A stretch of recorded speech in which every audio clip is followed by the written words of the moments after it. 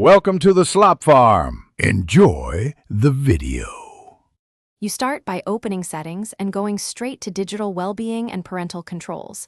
This is where Samsung tracks screen time. Once done, grant usage access so the system can measure app activity. Without that, you'll see incomplete data. Make sure location or special app permissions are allowed if prompted, because some summaries need them. You're laying the groundwork. Permissions ensure accuracy, and reaching digital well-being starts the actual measurement and reports you'll use next. Now open the dashboard to view your daily and weekly app usage.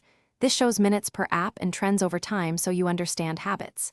You'll set app timers for apps that consume too much time, pick hours and minutes, and the limit will enforce pauses. Also enable focus or bedtime mode to mute notifications and reduce screen checks. These controls actively change behavior, which is why you create them after seeing the data. Measurement, then intervention. Finish by checking weekly reports and the detailed notifications section to confirm limits and trends. This gives you context for adjustments. If data is missing, restart the phone and verify usage access is still granted. Permissions sometimes reset after updates. Make sure system apps are updated, and if problems persist, clear the digital well-being app cache. This often resolves sync glitches. If none of that works, temporarily disable and re-enable digital well-being to force a fresh data. Thanks for watching. Consider subscribing if we helped you today.